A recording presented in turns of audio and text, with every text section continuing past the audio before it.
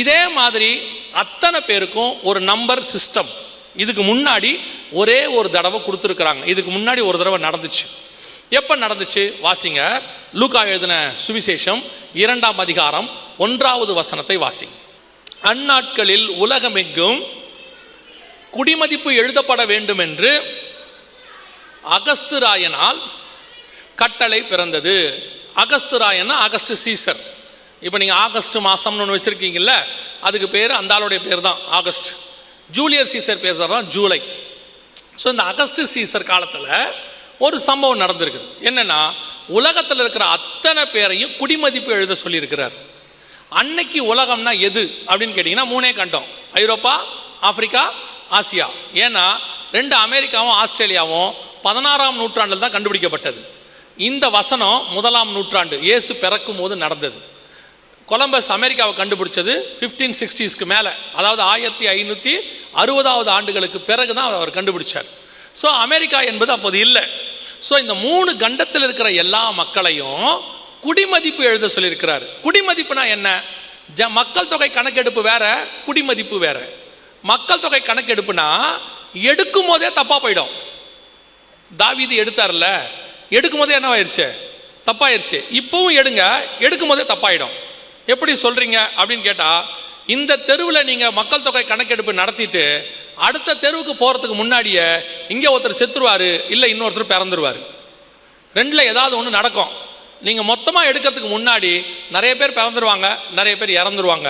அதனால தான் மக்கள் தொகை கணக்கெடுப்பில் என்ன செய்வாங்கன்னா 1/1/2024 கணக்கின் படின்னு மேலே போட்டிருப்பாங்க.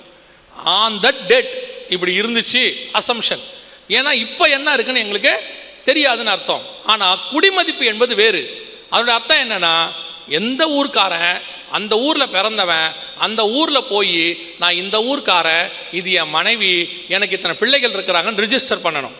அதனால தான் யோசேப்பு பெத்லகேமுக்கு போனார். நாம் எல்லாரும் என்ன நினச்சிக்கிறோன்னா, யோசேப்பு பெத்லகேமுக்கு இயேசுவை பிறக்கிறதுக்காக போனாருன்னு. ஆனால் அது தீர்க்க தரிசனம்.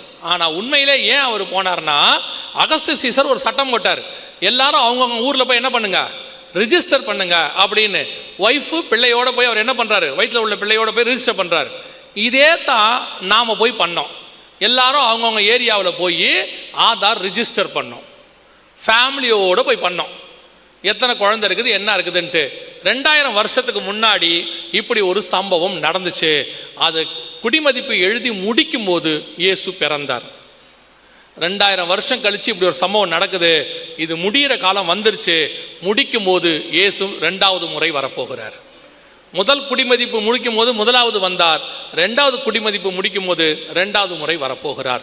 நம் கண்களுக்கு முன்பாக வேதத்தில் சொல்லப்பட்ட அத்தனை காரியங்களும் துல்லியமாய் நிறைவேறி கொண்டே இருக்கிறது. இப்போ திருப்பியும் சொல்கிறேன், இதை வலது கையிலாவது நெத்தியிலாவது போட்டால் தான் தப்பு. அது இப்போ வரைக்கும் இருக்கிறது உங்களுக்கு சாம்பிள். ஏன்னா இப்போது ஆதார் கொடுத்துருக்குறாங்க. ஆதார் கொடுத்தவருடைய நோக்கம் உங்களை கண்காணிக்கிறதுக்காக, நீங்கள் யாருன்னு கண்டுபிடிக்கிறதுக்காக. எத்தனை பேர் ஆதார் கையில் வச்சுருக்கிறீங்க? ஆதார் அட்டையை கையில் வச்சுருக்கிறவங்க எத்தனை பேர்? மீதம் உள்ளவங்கள எங்கே வச்சுருக்கீங்க? பீரோவில் பத்திரமா இருக்குது. ஆமாம் தானே? பீரோவில் நாம் என்ன பண்ணுறோம், ஆதார் தொலைஞ்சிடக்கூடாது, பத்திரமா வச்சுக்கணும்னு பீரோவில் வச்சுருக்கோம். இப்போ ஒருவேளை கம்ப்யூட்டர்லேருந்து அந்த அட்டையில் இப்போ சிம் இல்லை, அட்டையில் வந்து அந்த RFID கார்டு இல்லை. இப்போ உங்களுடைய ரேஷன் கார்டு, டிரைவிங் லைசன்ஸில், RC புக்கெலாம் பார்த்தீங்கன்னா ஒரு சிம் கார்டு மாதிரி ஒன்று இருக்கும், ஒரு சின்ன RFID கார்டு, அதுக்கு பேர் ரேடியோ ஃப்ரீக்வன்சி கார்டு. உங்களுடைய பேங்க் கார்டில் இருக்கும், எல்லாத்துலேயும் இருக்கும். இந்த சிம் வச்ச கார்டு ஒன்று உங்களுக்கு தருவாங்க. எதுக்கு? ஆதாருக்கும் தருவாங்க. இதை உங்களுக்கு கொடுக்கும்போது இது எதுக்கு கொடுக்குறாங்கன்னா உங்களை கண்காணிக்கிறதுக்காக தான். இப்போ உங்கள் நம்பரை போட்டவொடனே நீங்கள் எங்கே இருக்கிறீங்கன்னு காட்டும். நீங்கள் எங்கே இருக்கீங்கன்னு காட்டும். இப்போ கம்ப்யூட்டர் சேட்டலைட் என்ன செய்யும், உங்கள் ஃபோன் எங்கே இருக்குதோ அங்கே தானே ரிங்கு வரும். அதே மாதிரி உங்கள் ஆதார் எங்கே இருக்குதோ அங்கே தானே காட்டும். இப்போ உங்கள் ஆதார்லாம் எங்கே இருக்கு? பீரோவில் இருக்கு. அது என்ன காட்டும்னா, இவர் பீரோவில் இருக்கிறார், இந்த அட்ரஸில் இந்த வீட்டில் அவர் பீரோவில் இருக்கார். அவர் மட்டுமல்ல, அவர் குடும்பத்தோடு பீரோவில் இருக்கிறார். ஏன்னா எல்லார் ஆதாரமும் இப்போ எங்கே தான் இருக்குது, பத்திரமா வாங்கி வச்சிருக்கிறோம். அவர் மட்டுமல்ல, அந்த ஏரியாவில் இருக்கிற அத்தனை பேருமே பீரோக்குள் தான் இருக்கிறார்கள். ஏன்னா எல்லாருமே பீரோக்குள்ள தான் என்ன பண்ணி வச்சிருக்கிறோம், பத்திரமா வச்சிருக்கிறோம். ஸோ இப்போ நம்மளை என்ன செய்ய முடியாது, கண்காணிக்க முடியாது. அதனால என்ன பண்ண போறாங்கன்னா, இதை உங்கள் வலது கையிலையும் நெத்தியிலையும் போட வைக்கிறதுக்கான வேலை ஒன்று செய்ய போகிறாங்க. அதுக்கான ட்ராமா ஒன்று செஞ்சு பார்த்தாங்க, ரிகல்சர் நம்ம பாஷையில் சொன்னால். அந்த ரிகல்சரில் நீங்கள் எல்லாருமே நல்லபடியாக கலந்துக்கிட்டு நல்லபடியாக ஒத்துழைப்பு கொடுத்து அவங்களுடைய ட்ராமாவை சக்ஸஸ்ஃபுல்லாக முடிச்சிட்டிங்க. இது எப்போ நடந்துச்சு? இல்லை, வலது கைக்கும் நெத்திக்கும் இது எப்போ நடந்துச்சு எங்களுக்கு தெரியாதே அப்படின்னு சொன்னீங்கன்னா, கொரோனா முடியும் போது திடீர்னு ஒன்று சொன்னாங்க. உங்கள் எல்லாருக்கும் ஞாபகம் இருக்கும்னு நான் நினைக்கிறேன். வேக்சின் போடாத யாருமே வெளியே வரக்கூடாது, பொது இடங்களுக்கு வரக்கூடாது, வேக்சின் போடாதவங்க ஆஃபீஸ்க்கு வரக்கூடாது, வேக்சின் போடாதவங்க கவர்மெண்ட்டாக இருந்தால் கவர்மெண்ட் வேலைக்கு வரக்கூடாது, எவ்ரிபடி மஸ்ட் டூ அந்த வேக்சினை வந்து நீங்கள் என்ன பண்ணியிருக்கணும், வாங்கியிருக்கணும்னு சொன்னாங்க. கரெக்ட் தானே நான் சொல்கிறது? நடந்துச்சா இல்லையா? இப்போ இதில் நம்ம ஆளில் கொஞ்சம் நல்லவர் இருந்துக்கிறாங்க. நான் எப்பவும் சொல்லுவேன், நம்ம ஆட்களில் கொஞ்சம் நல்லவங்க இருக்கிறாங்க. யாருன்னா, ஒரு சிலர் அவங்க சொல்லுவாங்க, வேக்சினில் என்ன பிரச்சனை இருக்குன்னே தெரியாதுங்க. ஆமாம் தானே? இப்போ வரைக்கும் அந்த டிபேட்டு போயிட்டே இருக்குல்ல, வேக்சின் நல்லதா கெட்டதா நமக்கு தெரியாது. ஆனால் இந்த வேக்சின் வந்து என்னை பொறுத்த வரைக்கும் அற்புதமான வேக்சின். எப்படி சொல்கிறீங்க அப்படின்னு கேட்டிங்கன்னா, இந்த வேக்சின் போட்டால் திருப்பி கொரோனா வராதா? வருமா? வரும். வேக்சின் போட்டால் கொரோனா சுகமாகுமா? ஆகாது. ஏன் போடணும்? இப்படி ஒரு வேக்சின் உலகத்தில் இருக்கா? அப்போ எவ்வளோ நல்ல வேக்சின் பாருங்க. ஏன் போடுறோன்னே தெரியாமல் போட்டவங்க நம்ம எல்லாரும். ஏன் போடணும். சரியாகுமா? தெரியாது. சுப்ரீம் கோர்ட்டில் சொல்லியிருக்காங்க. அப்போ இது திரும்பி வராமல் தடுக்குமா? அப்படியும் சொல்ல முடியாது. அப்புறம் ஏன் போடணும். போட்டாச்சு. சூப்பர்ல நம்ம. அப்போ கொஞ்சம் பேர் இப்போ சொல்லுவாங்க, வேக்சின் போட்டதுனால தான் கொரோனா கண்ட்ரோலில் இருக்கு. பொய். உங்களுக்கு தெரியுமா ஸ்டாட்டிஸ்டிக்ஸு? இதுவரைக்கும் இன்னும் உலகத்தில் 30% மக்கள் வேக்சின் போடவே இல்லை. 30% ஆஃப் த பாப்புலேஷன் வேக்சின் போடவே இல்லை. அமெரிக்காவில் மட்டுமே 35% பீப்புள் இன்னும் போடலை வேக்சின். அவன் போட மாட்டேன்ட்டான். அவனுக்கு என்னவோ அது. நாம் அப்படி கிடையாது, நம்ம வேற. ஓகே. ஆனால் இப்பவும் சொல்கிறேன், வேக்சின்னால கொரோனா கண்ட்ரோல் ஆகலை. நம்முடைய பாடியோடைய இம்யூனிட்டி பவர், எந்த வைரஸ் வந்தாலும் அடுத்த சில மாதங்களுக்குள்ள நம்ம பாடி அதை எதிர்க்கிற சக்திக்கு வந்துடும். நம்ம பாடிக்கு அப்படி ஒன்று உண்டு. இது இன்னைக்கு நேற்று உள்ள மாடலாக? இது 6000 வருஷம் மாடலு. ஆண்டவர் 6000 வருஷத்துக்கு முன்னாடி உண்டாக்குன மாடலு. என்னமோ இந்த 100 வருஷமாக தான் இவங்க அந்த பாடியே மேட் பண்ண மாதிரி பேசிக்கிட்டு இருக்கிறாங்க. யோசித்து பாருங்க, பெட்ரோல் வண்டியில் டீசல் போட்டால் என்ன ஆகும்? சும்மா சொல்லுங்க, பெட்ரோல் வண்டியில் டீசல் போட்டால் என்ன ஆகும்? ஓடாது. டீசல் வண்டியில் பெட்ரோல் போட்டால், இதில் பாருங்க என்ன ஃபியூவல் போகுது, எதில் எந்த ஃபியூவலில் ஓடுதுன்னு இதுக்கே தெரியாது. ஆமாம் தானே? தண்ணிலையும் ஓடும், கொக்கோ கோலாலையும் ஓடும், டீயும் ஓடும், காப்பியும் ஓடும். என்ன ஃபியூவல் வேணால் உள்ளே போடுங்க. அதுவும் நீங்கள் இந்த கேரல் ரவுண்ட்ஸ் ஒன்று போகிறீங்க பாருங்க, அன்றைக்கி நைட்டு இந்த இன்ஜின் படுற பாடு இருக்குது பாருங்க. ஒரு வீட்டில் டீ, ஒரு வீட்டில் காப்பி, ஒரு வீட்டில் கொக்கோ கோலா, ஒரு வீட்டில் டின்னர் பரோட்டா, அது இல்லாமல் மேரி பிஸ்கெட்டு, கேக்கு, ப்ளம் கேக்கு, டீ கேக்கு, மொத்தத்தையும் போட்டாலும் இந்த இன்ஜின் போயிட்டே இருக்கு. ஸ்டாப்பே ஆகாது. மிஞ்சி போச்சுன்னா இந்த இன்ஜின் என்ன சொன்னால் கரகராங்க நைட்டு. நம்ம எழுந்திரிச்சு வாக்கிங் போய் சுடுதண்ணி குடிச்சு எதையாவது குடிச்சா சரியாயிக்கும். இப்படி ஒரு பெஸ்ட்டு மாடலை உலகத்தில் நீங்கள் பார்க்கவே முடியாது. ஆண்டவர் நமக்கு அப்படி ஒரு இன்ஜின் கொடுத்து வச்சிருக்கிறார். இவங்க என்னமோ புதுசாக இப்போ தான் சொல்கிறாங்க, ஒரு 100 வருஷமாக இந்த பாடி இப்படி இருந்தால் தான் சரியாகும், அப்படி இருந்தால் தான் சரியாகும்னு. இந்த பாடி பழம் சாப்பிட்றதுக்கு முன்னாடியும் இந்த பாடி இருந்துச்சு, பழம் சாப்பிட்ட பிறகும் இந்த பாடி இருக்கு. நோவா காலத்துக்கு அப்புறம் நான் வெஜிடேரியன் சாப்பிட சொன்னார், அப்பவும் நல்லா இருந்துச்சு.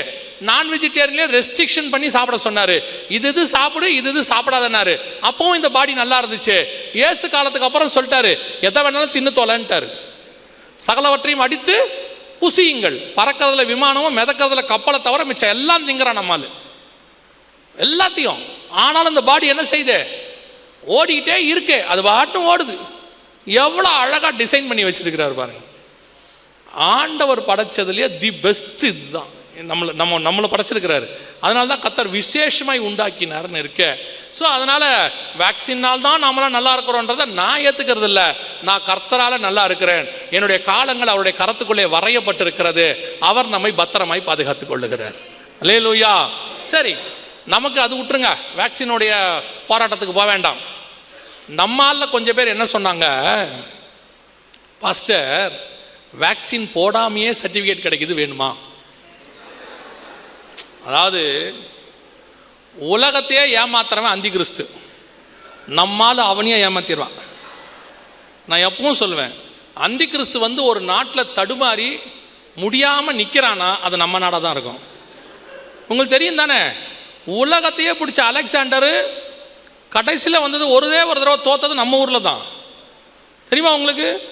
அலெக்சாண்டர் செத்ததுக்கு என்ன காரணம்னு நினைக்கிறீங்க? அலெக்சாண்டர் பயோகிராஃபியில் இருக்குது, பார்த்துருக்கீங்களா? தெரியுமா என்னன்னு? நம்ம ஊரில் இருந்த கொசு.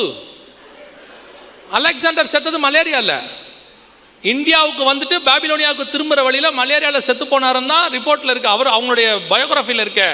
எங்கன்னா இந்தியாவில் கடித்த கொசு. நான் சொல்லுவேன், என்ன பெரிய அலெக்சாண்டர்.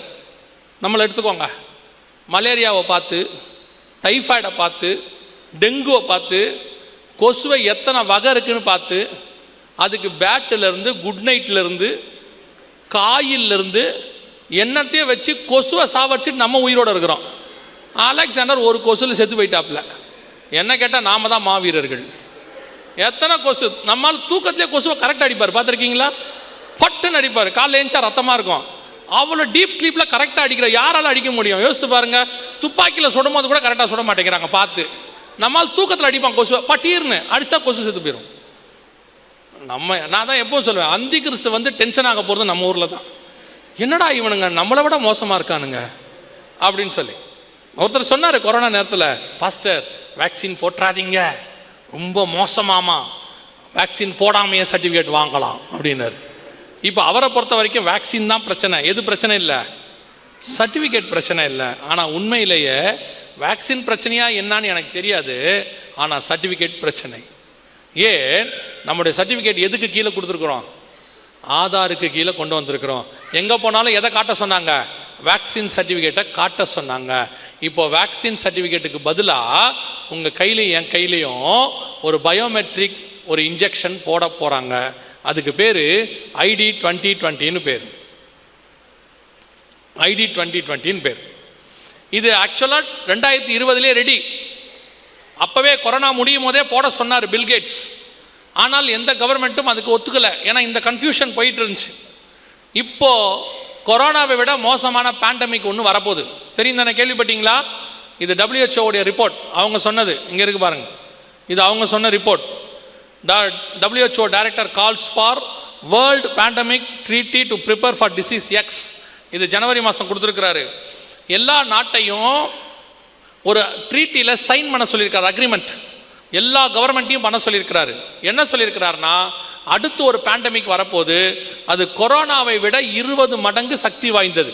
WHO அது 20 மடங்கு சக்தி வாய்ந்தது. இவங்களே தான் 2018 கொரோனா வரதுக்கு முன்னாடி ஒரு டிசீஸ் எக்ஸ் வரப்போகுதுன்னாங்க. நம்ம அதை பற்றி நாளைக்கு பார்ப்போம். அதே மாதிரி வந்துச்சு. இப்போ இவங்களே தான் சொல்லியிருக்கிறாங்க, கம்மிங் மே மந்த்துக்கு அப்புறம் எல்லா கவர்மெண்ட்டையும் சைன் பண்ண சொல்லியிருக்கிறாங்க. என்னன்னா, கொரோனாவை விட மோசமான பேண்டமிக் ஒன்று வரப்போகுது. ஸோ எல்லாருமே இந்த அக்ரிமெண்ட், என்ன அக்ரிமெண்ட்? ஒன்றும் இல்லை, நான் உங்களுக்கு புரியும்படி சிம்பிளாக சொல்கிறேன். நம்ம எல்லாரையுமே WHO உடைய மெடிக்கல் கண்ட்ரோலுக்கு கொண்டு போக போகிறாங்க. அவங்க கொடுக்குற வேக்சின் தான் போடணும், அவங்க கொடுக்குற மெடிசன் தான் எடுக்கணும், அவங்க சொல்லக்கூடிய மெடிக்கல் சிஸ்டமுக்கு நம்ம போகணும். அதில் ஒன்று தான் இந்த ID 2020. இங்கே இருக்குது பாருங்கள், இந்த ID 2020 அதில் உள்ளதான ஒரு மெத்தட். இது என்னன்னு கேட்டிங்கன்னா, ஒரு RFID சிப்போடு இருக்கக்கூடியது. உங்கள் கார்டிலலாம் இருக்குது இல்லை, அதோடு இருக்கக்கூடியதான ஒரு சின்ன இன்ஸ்ட்ருமெண்ட். ஒரு அரிசி அளவு தான் இருக்கும், 11 mm தான் அதோட சைஸ் இருக்கும். இதை என்ன பண்ணுவாங்கன்னு கேட்டிங்கன்னு சொன்னால், ஜஸ்ட் இன்ஜெக்ட் பண்ணி உங்கள் உடம்புல வைப்பாங்க. வைக்கிறதுக்கு 30 செகண்ட்ஸ் தான் ஆகும். 30 செகண்ட்ஸ் ஆன உடனே உங்கள் உடம்புக்குள்ள கையிலையோ, பர்டிகுலராக பிளேஸ் கையிலையோ நெத்தியிலையோ தான் வைப்பாங்க. இது உள்ள என்ன பண்ணிடுவாங்கன்னா, 64 KB 128 இந்த மாதிரி மெமரி கார்ட்ஸ் உள்ளே இருக்கும். உங்களை பற்றின எல்லா டீட்டெயில், இப்போ உங்கள் சேவை மையத்தில் உங்கள் ஆதார் நம்பருக்கு கீழே என்னென்ன டீட்டெயில் இருக்கோ எல்லாத்தையும் இதில் ஸ்டோர் பண்ணிடுவாங்க, ப்ரோக்ராம் பண்ணிடுவாங்க. இனிமேட்டு நீங்கள் எங்கே போனாலும் கையும் நெத்தியும் இந்த மாதிரி காட்ட சொல்லுவாங்க. இங்கே இருக்கு பாருங்க, இந்த மாதிரி காட்ட சொல்லுவாங்க. இந்த காட்டுறாரு பாருங்க அவர் அந்த பக்கம், இந்த மாதிரி கையும் நெத்தியும் காட்ட சொல்லுவாங்க. எங்கே போனாலும் இனி நீங்கள் கையும் நெத்தியும் காட்டாமல் வெளியே போகவே முடியாது, ஒரு வேலையும் செய்ய முடியாது. நாங்கள் அப்படியெல்லாம் காட்ட மாட்டோம், நாங்கள் அதெல்லாம் செய்ய மாட்டோம், எங்களை யாருன்னு நினச்சிங்க, நாங்கள்லாம் விசுவாச வீரர்கள்னா நீங்கள் காட்டி முடிச்சிட்டீங்க. ஏற்கனவே உங்களை ப்ராக்டிஸ் பண்ணி முடிச்சாச்சு. எப்போ? கொரோனா முடிந்த பிறகு வெளியே வந்த நம்ம அத்தனை பேருக்கும் வேர்ல்டு வைடு ஒரு ரூல் போட்டாங்க WHO-லேருந்து.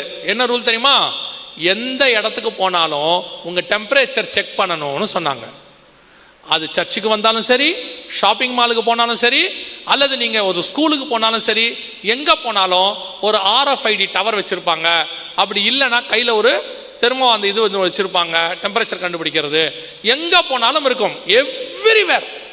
நான் சொல்கிறது இந்தியா தமிழ்நாடு இல்லை, அமெரிக்காவிலேருந்து, ஏர்போர்ட்லேருந்து, ரயில்வே ஸ்டேஷன்லேருந்து, பஸ் ஸ்டாப்லேருந்து எங்கே போனாலும் இருக்கும். எங்கே காட்ட சொன்னாங்கன்னா, ஒன்று உங்கள் கையை காட்ட சொன்னாங்க, இல்லைன்னா நெத்தியை காட்ட சொன்னாங்க. இந்த ரெண்டு தான் நீங்கள் எங்கே போனாலும் காட்டுனீங்க. இப்போ இதை ஏன் காட்டுனீங்க? இதை எதுக்காக காட்டுனீங்க அப்படின்னா, உங்ககிட்ட அவங்க சொன்னது டெம்பரேச்சர் பார்க்கறதுக்கு. சரியா? நான் முதல்ல ஒன்று கேட்குறேன், டெம்பரேச்சரை கையில் செக் பண்ணி பார்த்துருக்கீங்களா? இதுக்கு முன்னாடி வரைக்கும் நமக்கு அப்படி ஒரு வாய்ப்பு இருந்துச்சா? இல்லை. டெம்பரேச்சர் செக் பண்ணுறதா இருந்தால் முன்னாடி, நான் சொல்கிறது வந்து ஒரு 30 வருஷத்துக்கு முன்னாடி வாயில் தெர்மாமீட்டர் வைப்பாங்க ஒரு காலம். அப்புறம் இப்படி உதறிட்டு வைப்பார், பார்த்துருக்கீங்களா? மெர்க்குரி இருக்கும் உள்ள. அப்புறம் கொஞ்ச நாளைக்கு அப்புறம் அக்கல்ல வைக்க ஆரம்பித்தாங்க. அதை போனால் சட்டையை கழட்டிட்டு நிற்க வேண்டி இருக்குதுன்னு சொல்லி வேறொரு மெத்தட் கொண்டாந்து ஒரு கன் மாதிரி காதில் வச்சு பார்த்தாங்க. இந்த மெத்தட்லாம் போய் நம்ம பாட்டி வீட்டிலையே நெத்தியில் கை வச்சு கண்டுபிடிச்சிரும். இவங்க இவ்வளோ கஷ்டப்பட்டு கண்டுபிடிக்கிறத பாட்டி என்ன பண்ணுறோம்? நெத்தியில் கண்டுபிடிச்சிரும். அவங்களே சொல்லிடும், சாதாரண காய்ச்சல் தாண்டாடணும், அனலாக கொதிக்குதுங்க. அவங்க 2 செகண்டில் சொல்லி முடிச்சிடுவாங்க. அந்த பாட்டி அவங்க நெத்தியில் வைப்பாங்க, இங்கே வைப்பாங்க, கையை கண்டுபிடிச்சிருவாங்க. ரைட். என்னைக்கு நம்ம கையில் செக் பண்ணோம்? ஏன் திடீர்னு கையும் நெத்தியும் செக் பண்ணாங்க? இப்படி செக் பண்ணுறதுக்கு என்ன காரணம்? First point. ரெண்டாவது பாயிண்ட், இந்த செக் பண்ணுறதுனுடைய ப்ரொசீஜர் என்னன்னு கேட்டிங்கன்னா, நீங்கள் போய் கை காட்டின உடனே உங்களுடைய ஆதார் நம்பர் அங்கே இருக்கிற நோட்டில் என்ன செய்யணும்? எழுதி உங்களுடைய டெம்பரேச்சரை நோட் பண்ணணும். இவர் இத்தனை டெம்பரேச்சரில் இருக்காருன்னு. எத்தனை இடத்துல நோட் பண்ணி நீங்கள் பார்த்தீங்களா? எங்கேயாவது ஏதாவது ஒரு இடத்துல 2 இடத்துல மட்டும் செஞ்சுருப்பாங்க பர்ஃபெக்டாக. ஆனால் பெரும்பான்மையான இடத்துல கையை பார்த்துட்டு போங்க போங்க போங்கன்னு அமுச்சிக்கிட்டே இருந்தாங்க. எவ்வளோ டெம்பரேச்சர் இருந்தது உங்களுக்கும் தெரியாது, அவருக்கும் தெரியாது. ஏன்னா அங்கே இருக்கிற ஒரு இந்திக்காரர், அவருக்கு அதை அவர் பார்க்கும் போதே ஒரு விளையாட்டு கன்னு நினச்சி விளையாடி இருப்பார். இப்போ வரைக்கும் நம்ம இந்திக்காரங்களுக்கு பாதி விஷயம் நமக்கு தெரியவே தெரியாது. அவர் வச்சுட்டு ஓகே ஓகே. நான் ஒரு ஷாப்பிங் மால்குள்ளே போகும்போது காட்டினாங்க, கை காட்ட சொன்னாங்க. நான் எப்பவுமே இந்த லெஃப்ட் ஹேண்டை தான் காட்டுவேன். அதில் ஒரு பரிசுத்தமாக ரைட் ஹேண்ட் காட்ட மாட்டோம். ஏன்னா பைபிளில் ரைட் ஹேண்ட்னு போட்டிருக்குல்ல, அதில் லெஃப்ட் ஹேண்டு காட்டினேன்னா அவர் பார்த்துட்டு நான் கேட்டேன், எவ்வளோ இருக்குது டெம்பரேச்சர்னு? 84ன்னாரு. எவ்வளோ இருந்துச்சு? நான் கேட்டேன் 84 94 84 அப்படின்னாரு.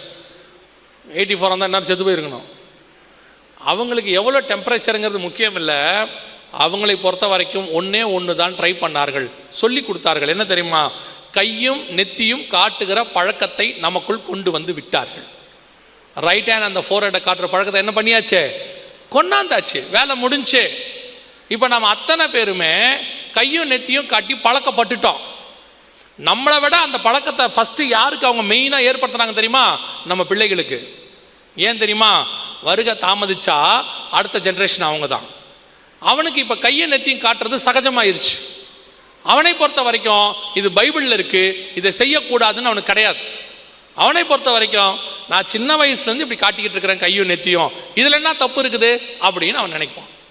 இப்போ நான் உங்களை ஒரு கேள்வி கேட்குறேன், பதில் சொல்லுங்கள். இந்த கையும் நெத்தியும் காட்ட சொன்னாங்களே, நீங்களும் காட்டினீங்களே, உங்கள் யாருக்காவது தோணுச்சா? பைபிளில் சொன்ன மாதிரியே வலது கையும் நெத்தியும் உலகம் முழுக்க காட்ட சொல்கிறாங்களே, எல்லா இடத்துலையும் காட்ட சொல்கிறாங்களே, ஆண்டவர் இல்லைன்னா அந்த ஸ்கூலுக்குள்ளே விட மாட்டாங்க, இல்லைன்னா அந்த ஹாஸ்பிட்டலுக்குள்ளே விட மாட்டாங்க, கையும் நெத்தியும் காட்ட சொல்கிறாங்களே, இது பைபிளில் சொல்லியிருக்கிறாங்களேன்னு யாருக்காவது தோணுச்சா? தோணல. மத்திய 24 37 38 என்ன சொல்லுது தெரியுமா?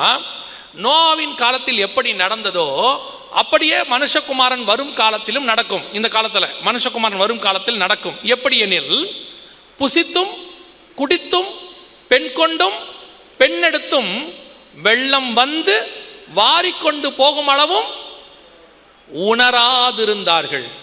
உணர்வுள்ள இருதயம் போயிருச்சாமா அவங்களுக்கு. இப்போ இந்த இடத்துல தான் சர்ச் இருக்கு. இதே உணர்வில்லாத இருதயம், இவ்வளோ பெரிய கொள்ளை நோய் வந்துச்சு, பைபிளில் சொல்லியிருக்கிறாங்க, உணர்வில்லை. பெரிய பெரிய பூமி அதிர்ச்சி நடக்குது, உணர்வில்லை. ஜஸ்ட் ஆன நியூஸ், ஒரு செய்தி உங்களுக்கு கடந்து போய் விடுகிறீர்கள். ஜப்பானில் ஜனவரி 1ஆம் தேதி 7.6 ஏதாவது உங்களுக்கு தோணுச்சா? தோணலை. ஓ, ஜப்பானில் பூமி அதிர்ச்சியா, முடிஞ்சு. அடுத்த நாள் ஈரானில் பிரச்சனை, 3ஆவது நாள் பிரச்சனை, தொடர்ச்சியா 1, 2, 3 நாளும் பெரிய விபத்துகள் உலகம் முழுக்க. ஐஸ்லாண்டில் 40 கிலோமீட்டருக்கு எரியுது, இப்பவும் எரியுது. ஏதாவது தோணுச்சா? தோணாது. இப்போ மக்களுடைய மனநிலை எப்படி தெரியுமா? புசிப்போம், குடிப்போம், நாளைக்கு சாவோம். அந்த இடத்துக்கு வந்தாச்சு மக்கள். அதான் பைபிள் சொல்லுது. எப்படி இருப்பாங்களாம் இயேசு வரும்போது? புசித்து குடித்து பெண் கொண்டு பெண் எடுத்து. உணர்வில்லாத இருதயம். இப்போ என்ன? நல்லா சாப்பிடணும், நல்லா ஜாலியாக இருக்கணும், கல்யாணம் பண்ணி பார்க்கணும், வீடு கட்டணும், வாசல் கட்டணும். ஒரு நாள் வந்தா போறாங்க, இருந்தா என்ன போனா என்ன. ஆனால் கொஞ்சம் கூட ஒரு உணர்வில்லை. இது எல்லாம் ஆண்டவர் எனக்கு சொல்லி இருக்கிறாரு, என் தேவன் சொன்னபடியே நடக்குது. ஆண்டவர் இவையெல்லாம் சம்பவிக்கும் போது உங்கள் மீட்பு சமீபமாக இருக்குதுன்னு சொல்லி இருக்கிறாரு. அப்படின்னா என் இயேசு வருவாருங்கிற உணர்வு இருக்குதா? நம்ம தான் கையும் நெத்தியும் காட்டியிருக்கிறோம். காட்டும் போது தோணணும் இல்லை, ஐயோ பைபிளில் சொன்ன மாதிரியே சொல்லிட்டாங்க, நம்பர் வந்துருச்சு, நம்ம நம்பரை கேட்குறாங்க, கையை நெத்தியும் காட்டாட்டி உள்ள விட மாட்டேன்னு சொல்றாங்க. ஒரு பாயிண்ட், சபை எவ்வளவு ஆவிக்குரிய மழுங்கி போன நிலையில் இருக்குது பாருங்க. சபை என்பது ஆசீர்வாதத்தின் கூடாரமாய் மாறிவிட்டது. இயேசுநாதரை ஆசீர்வாத கடவுளாய் மாற்றி வச்சிருக்கிறீங்க. இயேசுநாதர்கிட்ட வந்தாலே ஏதாவது கொடுப்பார், வரும்போதே எதை கொடுத்தாலும் அதோட திருப்தி ஆகணுமா? போதும் என்ற மனதனும் கூடிய தெய்வ பக்தி இருக்குதா? இல்லை. கல்யாணம் ஆகிற வரைக்கும் பையனுக்கு ஒரு வேலை வேணும், வேலை வேணும், வேலை கிடைச்ச உடனே பையனுக்கு ஒரு கல்யாணம் ஆகணும், கல்யாணம் ஆன உடனே குழந்தை பிறக்கணும், குழந்தை பிறத்த உடனே என் பிள்ளைக்கு ஒரு நல்ல ஸ்கூல் கிடைக்கணும். செய்யினா அடுத்து அடுத்து அடுத்து உலகத்துக்கு பின்னாடியே தான் ஓடிட்டு இருக்கிறோம். நம்மளை சுத்தி இவ்வளவு வலை பின்னப்பட்டுருச்சு. இயேசு சொல்றாரு, ஒருவரும் தப்பி போகாத காலம் ஒன்று வருகிறது. கைக்கும் நெத்திக்கும் கிட்ட வந்துட்டாங்க, செக் பண்ண ஆரம்பிச்சிட்டாங்க. இப்பவும் சொல்றேன், அடுத்த பேண்டமிக் ஆரம்பிக்கும் பொழுது 2018 இந்த விஷயத்தை சொல்றோம். இயேசு சொன்ன மாதிரியே ஒரு கொள்ளை நோய் வரப்போகுதுன்னு 2020 2019 லாஸ்ட்ல வந்துச்சு, 2020 லாக்டவுன் வந்துச்சு. அது வரைக்கும் உணர்வு இல்லாத இருதை. அப்புறம் கொஞ்ச நாள் கொஞ்சம் உணர்வு, ஐயோ ஆமா கொரோனா இப்படிலாம் நடக்குது, கொஞ்சம் பேர் ஆண்டவர் பக்கம் திரும்பினாங்க. திருப்பி கொரோனாலாம் முடிஞ்ச உடனே திருப்பி பழையபடி அதே உணர்வு இல்லாத இருதயம். இப்போவும் அதே மாதிரி தான். என்னங்க உங்களுக்கு யாராவது உங்க என்னங்க ஆம்பிஷன்? நான் கர்த்தருடைய வருகையில் பங்கடையணும் சொல்லியிருக்கீங்களா? நான் ஆண்டவரோடு கூட சஞ்சரிக்கணும் சொல்லியிருக்கேன். என்ன ஆம்பிஷன்? என் பொண்ணுக்கு ஒரு கல்யாணம் பண்ணி பார்த்துடணும். என்ன ஆம்பிஷன்? என் பிள்ளைகள் நல்லா வாழ்றதை என் கண்ணால் பார்க்கணும். என்ன ஆம்பிஷன்? சாவறதுக்குள்ள ஒரு வீடு கட்டிடணும். என்ன ஆம்பிஷன்? வெளிநாட்டில் நான் ட்ரை பண்ணிக்கிட்டே இருக்கேன், ஒரு வேலை வெளிநாட்டில் கிடச்சிடணும். இது ஆம்பிஷன் ஆம்பிஷன் ஆம்பிஷன். தேவனுக்கு முன்பாக நான் நிற்கணும், நான் போகணும் அப்படிங்கிற உணர்வு கொஞ்சமாவது ஏதாவது இருக்குதா? யோசித்து பாருங்க. எவ்வளோ பணம் வேணால் வச்சுக்கோங்க, எவ்வளோ படிப்பு வேணால் வச்சுக்கோங்க, என்ன பதவி வேணால் வச்சுக்கோங்க, ஆனால் உங்கள் உள்ளான மனுஷன் இயேசுவை சந்திக்க வாஞ்சை இல்லாவிட்டால் நீங்கள் அத்தனை பேரும் ஒரு மோசமான காலகட்டத்துக்குள் கடந்து போவீர்கள். ஒரே ஒரு கொரோனா 6 மாதம் சீரியஸாக இருந்துச்சு, முதல் அலை 2வது அலை, அதுலேயே கோடிக்கணக்காதவங்களை தூக்கிட்டாங்க. அடுத்து 7 வருஷம் நடக்கும்னு பைபிள் சொல்லுது. 7 years. ஒருவரும் தப்பி போகாத காலம். அதுக்கு எச்சரிப்பு கொடுக்க தான் இந்த கூட்டம். இது ஏதோ லென்த் நாட்களில் உங்களுக்கு வைக்கிற கூட்டம் இல்லை. லென்த் நாட்களில் எனக்கு ஏதோ 3 நாள் மீட்டிங் இருக்கட்டும் ஆண்டவர் நடத்தலை. ஆண்டவர் இந்த சபையை நேசிக்கிறபடியினால, இந்த சபையில் உள்ளவர்களை நேசிக்கிறபடியினால அவர்கள் வருகிற ஆக்கினைக்கு தப்பித்துக் கொள்ள வேண்டும் என்று இப்பவே கர்த்தர் உங்களுக்கு எச்சரிப்பு கொடுக்கிறார். வருகிற காலம் மிக மிக மிக மோசமான காலம். இனி காலம் கண்டிப்பாக செல்லாது. இப்பவே சொல்லிட்டாங்க, வேர்ல்டு வைட் சொல்லிட்டான் பாருங்க. யூரோப்பியன் யூனியன்ல வேர்ல்டு வைட் டிஜிட்டல் ஐடி உருவாக்க சொல்லிட்டான். உங்க கையில சிப்பு போட்டுட்டான், அதான் டிஜிட்டல் ஐடி. அதுக்கப்புறம் உங்க பாஸ்போர்ட் இருக்காது, அதுக்கப்புறம் உங்களுக்கு விசா தேவைப்படாது. தெரியுமா உங்களுக்கு? இப்போ ரீசெண்டாக பிப்ரவரி மாதம் ஒரு ஊழியத்துக்காக சிங்கப்பூர் போயிருந்தோம். முந்தையெல்லாம் இப்போவும் இருக்குது, உங்களுக்கு தெரியும், நம்ம நாட்டில் அப்படி தான் இருக்குது. ஒரு நாட்டுக்குள்ளே போகணுன்னா பாஸ்போர்ட்டை எடுத்து அங்கே இருக்கிற இமிக்ரேஷன் ஆஃபீஸர்கிட்ட காட்டணும். அவர் செக் பண்ணிவிட்டு உங்களை கேள்வி கேட்டுட்டு அவர் ஓகேன்னா உங்களுக்கு என்ன பண்ணுவார், ஒரு ஸ்டாம்பிங் கொடுப்பார். அதை தாண்டி நீங்கள் கஸ்டம்ஸ்க்கு போகணும். கஸ்டம்ஸை தாண்டி போய் தான் ஒரு நாட்டுக்குள்ளே போக முடியும். இதுதான் ப்ரொசீஜர். இப்போ சிங்கப்பூரில் ஒரு இமிக்ரேஷன் ஆஃபீஸர் கிடையாது. நீங்கள் நேராக போவீங்க, உங்கள் பாஸ்போர்ட் அங்கே இருக்கிற மிஷின் மேலே வைப்பீங்க, உங்களை ஒரு இடத்துல நிற்க சொல்லுவாங்க. இவர் எத்தனையும் சேர்த்து எவ்வளோ நேரம் நடக்க தெரியுமா? 30 செகண்ட்ஸ். 30 செகண்ட்ஸ் மினிமம், மேக்ஸிமம் போனால் 1 மினிட். அந்த பாஸ்போர்ட்டை வைப்பீங்க, 10 செகண்டில் ஓகேன்னு சொல்லும். பாஸ்போர்ட்டை பார்த்துட்டு, நம்பரை பார்த்துட்டு, அடுத்து ஒரு 2 ஸ்டெப்பு வச்சோன்னா ஒரு இடத்துல இப்படி நிற்க சொல்லுவாங்க. நிற்பீங்க, அடுத்த 20 செகண்டில் அது உங்களை ஸ்கேன் பண்ணும். உங்கள் கண் கருவிழிலேருந்து எல்லாம் நீங்கள் யாருங்கிற மொத்த டீட்டெயில் வேர்ல்டு வைடு உள்ள சிஸ்டமுக்கு இருக்குது. அடுத்த 20 செகண்ட் நீங்கள் சிங்கப்பூருக்குள்ளே போகலாம். வேலை முடிஞ்சிருச்சு. இப்போ world wide digital ID ready ஆயிடுச்சு. அதுக்கு தேவை ஒன்றே ஒன்று. இப்போ நான் பாஸ்போர்ட்டை வச்சோன்னு சொன்னேன்ல, அதுக்கு பதிலாக உங்கள் கையில் இந்த சிப்பு போட்டுருவாங்க. இனி நீங்கள் பாஸ்போர்ட் வைக்க வேண்டிய அவசியம் இருக்காது. ஏன்னா உங்கள் பாஸ்போர்ட்டே ஆதாருக்கு கீழே தான் இருக்குது.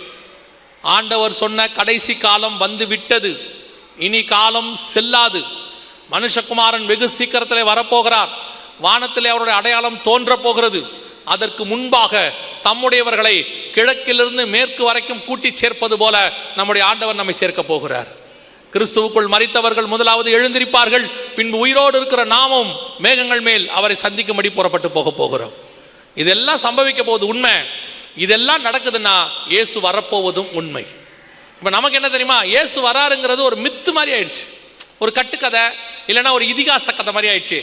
இப்படி தான் யூத ஜனங்க இருந்தாங்க 2000 வருஷத்துக்கு முன்னாடி. மனுஷகுமாரன் வருவார், பலியாவார் அப்படின்னா அவன் அதை கட்டுக்கதையாக நினச்சிக்கிட்டான். அவரெல்லாம் வரமாட்டாருங்க, ஆனால் எதிர்த்து பேச மாட்டான், வரமாட்டான்னு சொல்ல மாட்டான். ஆமாம் ஆமாம் வருவார் வந்தால் பார்த்துக்கலாம் அப்படி இருந்தான். திடீர்னு ஒரு நாள் இயேசு அவங்க ஊருக்குள்ளே வந்துட்டார். வந்தவரை விட்டுட்டான். இப்பவும் அதே நிலைமை தான். 2000 வருஷமாக இயேசு வருவேன்னு சொன்னார். நம்ம ஆளுக்கு சோர்ந்து போச்சு. எங்கள் தாத்தா காலத்தில் இப்படி தான் சொன்னாங்க, எங்கள் அப்பா காலத்தில் இப்படி தான் சொன்னாங்க, என் காலத்திலையும் சொல்கிறாங்க, வந்தா பார்த்துக்கலாம். திடீரென்று ஒரு நாள், நினையாத நாளிகையிலே மனுஷகுமாரன் வருவார். ஒரு இமை பொழுது, ஒரு நிமிஷம் நாம் மறுரூமாக போகிறோம். நாம் அதில் பங்கடைவோமா? இயேசுவை சந்திக்கிற இடத்துல இருக்கிறோமா? அதுதான் கொஸ்டின். இவ்வளோ இன்ஃபர்மேஷன் உங்களுக்கு எதுக்கு சொல்கிறோம் தெரியுமா? இந்த இன்ஃபர்மேஷன் உங்களை பரலோகத்துக்கு கூட்டிகிட்டு போகாது. ஆனால் இந்த இன்ஃபர்மேஷன் ஒன்று செய்யும், இயேசு வருவதற்கு உங்களை ஆயத்தப்படுத்தும். இது ஆயத்தப்படுத்துறதுக்கான வேலை தான். நீங்கள் இந்த வருகையில் போக வேண்டும் என்றால் செய்ய வேண்டியது மிக முக்கியமானது, இயேசு கிறிஸ்துவின் ரத்தத்தினாலே பாவ மன்னிப்புக்கு என்று உங்களை ஒப்பு கொடுக்கணும். என்ன எங்களை போய் இப்படி சொல்கிறீங்க? நாங்களாம் யார் தெரியுமில்ல, 4 தலைமுறையாக சர்ச்சில் இருக்கோம், 5 தலைமுறையாக இருக்கிறோம். இந்த சர்ச்சு கட்டினதே எங்கள் கொள்ளு தாத்தாவுடைய தாத்தா தான். நாங்களாம் யார் தெரியுமில்ல அப்படின்னு சொல்லாதீங்க. வசனம் சொல்லுது, தாயின் கருவில் பிறக்கும் போதே பாவத்தில் தான் பிறக்கிறோம். என் தாய் என்னை பாவத்தில் கற்பம் தரித்தாள். பிறக்கிற அத்தனை பேருக்கும் ரட்சிப்பு தேவை. ரட்சிப்பு என்றால் என்ன? இருதயத்தில் விசுவாசித்து வாயில அறிக்கை பண்ணணும். ஆண்டவரே, என் உள்ளத்தில் வாரும், என் பாவத்தை மன்னியும், உம்முடைய பிள்ளையாய் என்னை ஏற்றுக்கொள்ளும் அப்படின்னு நீங்கள் ஒப்பு கொடுத்தால் மட்டும்தான் இந்த வருகையில் நீங்கள் போக முடியும். இதான் ரட்சிப்பின் அனுபவம், இதான் பேசிக். அதனால தான் வசனம் தெளிவாக சொல்லுது, இயேசு கிறிஸ்துவை ஏற்றுக்கொண்டு ரட்சிக்கப்படணும்னு பைபிள் சொல்லுது. You want to be saved. சிலர் சொல்லுவாங்க கிறிஸ்தவ குடும்பத்தில் பிறந்தாலே ரட்சிப்பு தான். அப்படிலாம் இல்லை, அப்படிலாம் பைபிளில் சொல்லவே இல்லை. You must be saved. 2வது, பிதா குமாரன் பரிசுத்தாவின் நாமத்தினாலே தண்ணீரில் மூழ்கி ஞானஸ்நானம் எடுக்கணும். வேறொரு ஞானஸ்நானம் பைபிளில் இல்லை. ஞான ஸ்நானம் என்றால் ஞானம் வந்த பிறகு எடுக்கிற ஸ்நானம் தான் ஞான ஸ்நானம். ஞானம் எப்போ வரும்? கர்த்தருக்கு பயப்படுதலே ஞானத்தின் ஆரம்பம். எப்போ கர்த்தருக்கு பயப்படுவோம்? தீமை விட்டு விலகுதலே கர்த்தருக்கு பயப்படுகிற பயம். எப்போ ஞானஸ்நானம் எடுக்கணும் தெரியுமா? கர்த்தருக்கு பயந்து தீமை விட்டு விலகி இனி பாவம் செய்ய மாட்டேன்னு அறிக்கை செய்து பாவத்துக்கு மரித்து நீதிக்கு உயிர்த்தெழுதல். இந்த ஞானஸ்நானம் எடுத்திருக்கணும். இதைத்தான் ஒரே வசனத்தில் ஆண்டவர் சொன்னார், விசுவாசம் உள்ளவனாகி ஞானஸ்நானம் பெறுகிறவனே ரட்சிக்கப்படுவான். இது எடுத்திருக்கணும். 3வது, எபேசியர் 4:30, மீட்கப்படும் நாளுக்கென்று முத்திரையான பரிசுத்த ஆவியை துக்கப்படுத்தாதிருங்கள். அதைத்தான் உங்களுக்கு இவ்வளவு நேரம் சொன்னோம். பரிசுத்த ஆவியானவர் தான் நடத்த முடியும், அவர் தான் போதிக்க முடியும், அவர் தான் உங்களை கொண்டு போய் பரலோக ராஜ்யத்தில் சேர்க்க முடியும்.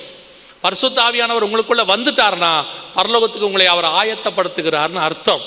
இது மூணும் பேசிக் அடிப்படை. அதைத்தான் இது பைபிள் சொல்லக்கூடிய அடிப்படை உபதேசம். இது பரலோகத்துக்கு வருகையில் போகிறதுக்கான அடிப்படை. மற்ற காரியங்களை குறித்து கர்த்தருக்கு சித்தமானால் நாளைக்கு மாலை வேளையிலே பார்க்க போகிறோம்.